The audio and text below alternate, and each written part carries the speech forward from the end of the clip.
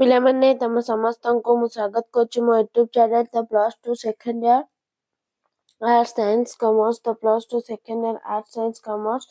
ତ ପିଲାମାନେ ତମମାନଙ୍କ ପାଇଁ ନେଇ ଆସିଛି MCQ। ତ ବୁଝିଲା ତ ଏଇଟା MCQ ଟେଷ୍ଟ କଣ ନା ତମର 3 ନମ୍ବର କ୍ଲାସ ଚାଲିଛି MCQ ର। ତ MCQ 3 ତ ଚାଲ ଆମେ ଷ୍ଟାର୍ଟ କରିବା। ସମସ୍ତଙ୍କୁ ଜୟ ଜଗନ୍ନାଥ, ଜୟ ଶ୍ରୀରାମ, ରାଧେ ରାଧେ ପିଲାମାନେ।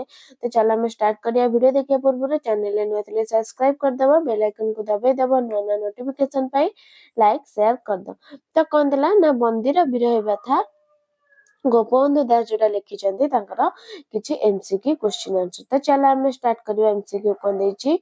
ପ୍ରାଚୀ ଅଭିମୁଖୀରେ ନିଜର ସ୍ନିଗ୍ଧ କନକ କର ଲମ୍ବାଇ କିଏ କୋମଳ ଆଶ୍ୱାସନରେ ନିଜର ସ୍ନେହ ଆଧାର ଦେଖାନ୍ତି? ରବି, ଚନ୍ଦ୍ର, ତାରା, ନକ୍ଷତ୍ର। ତ କିଏ ପିଲାମାନେ? ନା ରବି। କିଏ? ନା ରବି। ତ ପରବର୍ତ୍ତୀ କ୍ୱେଶ୍ଚିନ୍ କଣ ଦେଇଛି?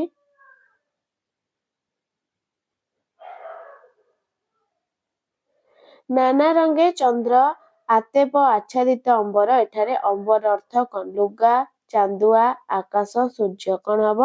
ନା ଆକାଶ। କଣ ନା ନାନା ରଙ୍ଗେ ଚନ୍ଦ୍ର ଆତେପ ଆଚ୍ଛାଦିତ ଅମ୍ବର। ଏଠାରେ ଅମ୍ବର ଅର୍ଥ ଆକାଶ। ନେକ୍ସଟ, କବି ଗୋପବନ୍ଧୁ କାହାକୁ ଯମଦୂତ ବୋଲି କହିଛନ୍ତି? ଜେଲର ସିପାହୀକୁ, ଇଂରେଜ ଶାସକଙ୍କୁ, ଗଡ଼ଜାତ ରାଜାଙ୍କୁ, ଜନୈକ କଣ ନା ସହବନ୍ଦୀଙ୍କୁ। କାହାକୁ କୁହାଯାଇଛି? ନା ଜେଲର ସିପାହୀ। କବି ଗୋପବନ୍ଧୁ କାହାକୁ ଯମଦୂତ ବୋଲି କହିଛନ୍ତି? ନା ଜେଲର ସିପାହୀକୁ। ପରବର୍ତ୍ତୀ, ବିରହ ବିଷମ ବିଷୟରେ କାହାର ମନ ପ୍ରାଣ ଘାରି ହୋଇଛି? ଅସ୍ତଗାମୀ ସୂର୍ଯ୍ୟଙ୍କର, ବନ୍ଦୀ ଗୋପବନ୍ଧୁଙ୍କର, ସନ୍ଧ୍ୟାକାଳୀନ ପୃଥିବୀର, ସୀତାଙ୍କୁ ଛାଡ଼ିଥିବା ରାମଙ୍କର। କାହାର? ନା ବନ୍ଦୀ ଗୋପବନ୍ଧୁ। କାହାର? ନା ବିରହ ବିଷମ କାହାର ଘନ ପ୍ରାଣ? ନା ବନ୍ଦୀ ଗୋପବନ୍ଧୁଙ୍କର। ନେକ୍ସଟ, ଦାରୁଣ କୋଷଣ ବୋଲି କାହାକୁ କୁହାଯାଇଛି? ବନ୍ଦୀ ଜୀବନ, ପ୍ରିୟଜନ ବିରହ, ଯମ ଯନ୍ତ୍ରଣା, ବିଦାୟ ବେଳା। କଣ ହବ? ନା ପ୍ରିୟଜନ ବିରହ। କଣ ନା ଦାରୁଣ କୋଷଣ ବୋଲି ପ୍ରିୟଜନ ବିରହକୁ କୁହାଯାଇଛି। ପରବର୍ତ୍ତୀ କ୍ୱେଶ୍ଚିନ୍, ସୁନ୍ଦର ସରୋଜ ଚରଣରେ କିଏ ଜଡ଼ିତ? ପଙ୍କ, ମୀନ, ଅହି, ବିଷ। ତ କିଏ ଜଡ଼ିତ ପିଲାମାନେ?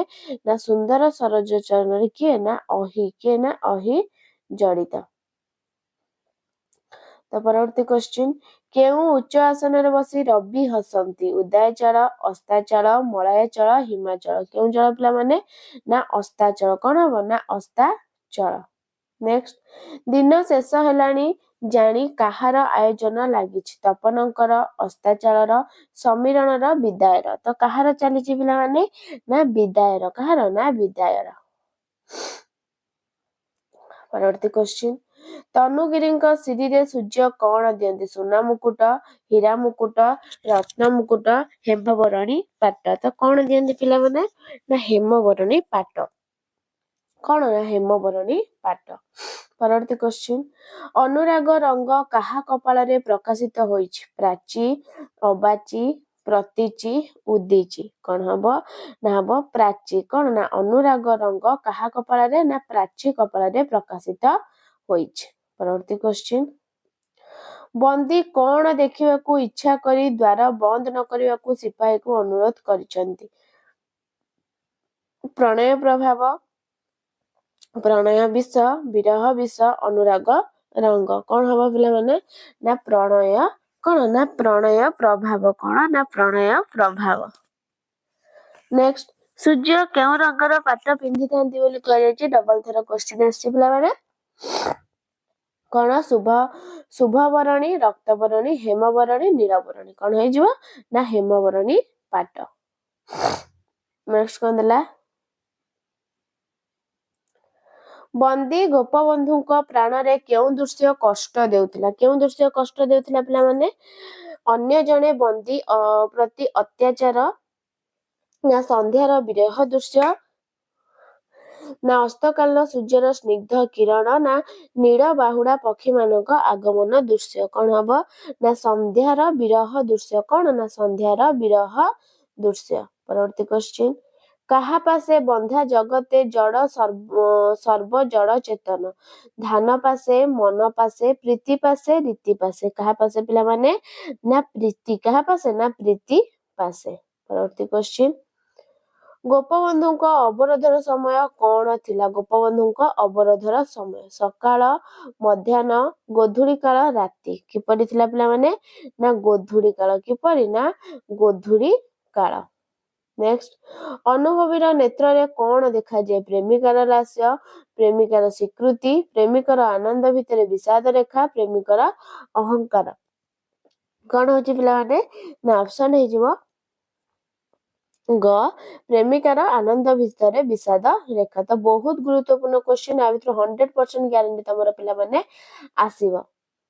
ନେକ୍ସଟ, ପ୍ରଣୟ ପିଉସରେ କଣ ମିଶି ରହିଛି? ପ୍ରଣୟ ପିଉସରେ କଣ ମିଶି ରହିଛି ପିଲାମାନେ?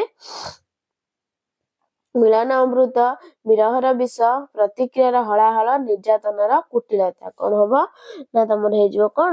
ନା ବିରହର ବିଷ। କଣ? ନା ପ୍ରଣୟ ପିଉସରେ ବିରହର ବିଷ ମିଶି ରହିଛି। ନେକ୍ସଟ, କବିଙ୍କ ତାପିତ ଅନ୍ତରରେ କିପରି ସାନ୍ତ୍ୱନା ଆସିବ ବୋଲି ମନେ କରିଛନ୍ତି? ଜେଲ ଭିତରେ ରହିଲେ, ମୁକ୍ତି ପାଇଗଲେ, ପ୍ରକୃତି ମଧ୍ୟରେ ସମହୃଦ ବେଦନା ଦେଖିଲେ, ସିପାହୀ ତାଙ୍କୁ ଜେଲ ଭିତରେ ଆବଦ୍ଧ ନ କଲେ। କିପରି? ନା ପ୍ରକୃତି ମଧ୍ୟରେ ସମହୃଦ ବେଦନା ଦେଖିଲେ।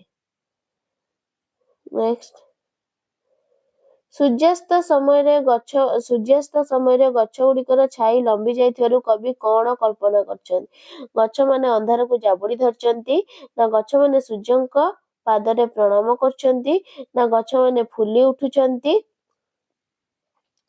ନା ପରାଧୀନତା ପରି ଅନ୍ଧକାର ବ୍ୟାପି ଯାଉଛି। ତ କଣ ହବ ପିଲାମାନେ?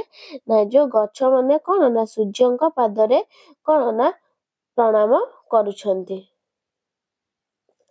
ତାପରେ ନେକ୍ସଟ, ସୂର୍ଯ୍ୟାସ୍ତକାଳୀନ ମୃଦୁ ସମ୍ମିଳନକୁ କବି କାହା ସହିତ ତୁଳନା କରିଛନ୍ତି? ପତି ପତ୍ନୀର କଳହ, ପ୍ରେମ ଅସ୍ପଷ୍ଟ ଗିରି, ନାୟକ ନାୟିକାର ମିଳନ, ପ୍ରେମିକାର ଭର୍ଷଣ। କଣ? ନା ପ୍ରେମ ଅସ୍ପଷ୍ଟ ଗିରି। ତାପରେ ତ ଶେଷ କ୍ୱେଶ୍ଚିନ୍ ପିଲାମାନେ, ନଦୀର ବିରହ ବ୍ୟଥାର। ସନ୍ଧ୍ୟାକାଳୀନ ମୃଦୁ ସମ୍ମିଳନରେ ସୂର୍ଯ୍ୟ ପ୍ରେମିକାର କାନରେ କଣ କହୁଥିଲା? ଶୀଘ୍ର ଫେରି ଆସିବି, ଆଉ ଫେରିବିନି, ବିରହ ଅବିସମ୍ବାଦିତ, ଫେରିବାରେ ବିଳମ୍ବ ହବ। କଣ ହବ ପିଲାମାନେ ଏଇଟା? ନା ହେଇଯିବ ତମର କଣ? ନା ଶୀଘ୍ର ଫେରି ଆସିବି। ତ ତମମାନଙ୍କର ଥିଲା କଣ? ନା MCQ ସବୁ। ତ ଭିଡ଼ିଓଟି ଭଲ ଲାଗିଥିଲେ ଲାଇକ୍, ସେୟାର, ସବସ୍କ୍ରାଇବ କରିଦବ। ରହୁଛି ଧନ୍ୟବାଦ। ଜୟ ଜଗନ୍ନାଥ।